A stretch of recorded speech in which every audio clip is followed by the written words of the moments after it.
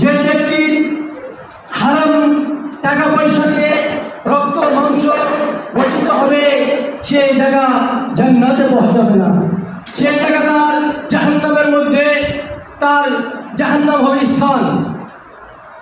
আজকে আমাদের সমাজে কয়েকটি হারাম পন্থা উপার্জন করা চলে আসছে। 1 নম্বর সুদ।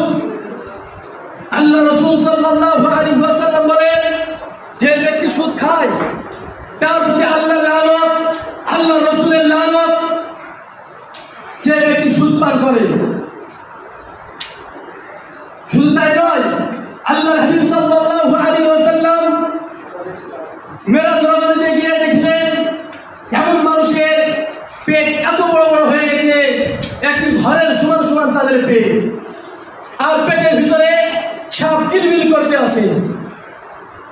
আল্লাহ রাসূল সাল্লাল্লাহু আলাইহি ওয়াসাল্লাম হযরত জিবরিল আলাইহিস সালামকে জিজ্ঞাসা করলেন, এরা কারা? হযরত জিবরিল আলাইহিস সালাম বললেন, এরা হচ্ছে আপনার উম্মত, সেই উম্মত যারা দুনিয়ার বুকে যারা সুদ খেত, যারা জুয়া খেলত, যারা লটারি কাটত, আপনার সেই উম্মত তাদের পেটের ভিতরে সাপ কিলবিল করছে। মুসলমান সাবধান।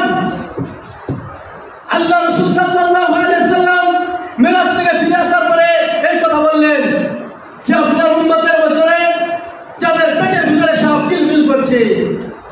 আজকে আমাদের সমাজের ভিতরে সুদকে আমরা সুদ খাই, কিন্তু হারাম মনে করে না, হালাল মনে করে সুদ খাচ্ছে।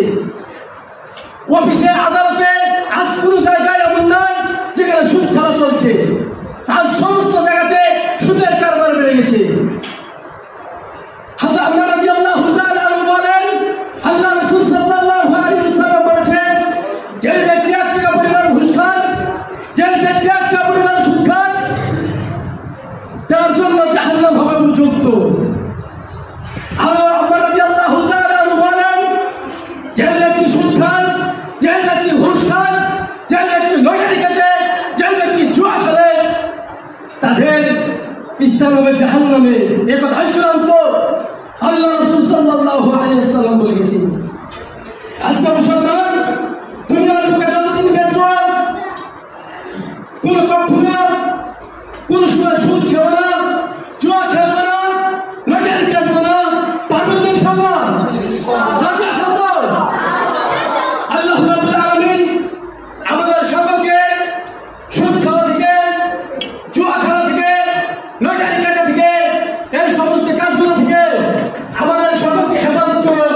সকল মিলে আল্লাহুম্মা আমিন।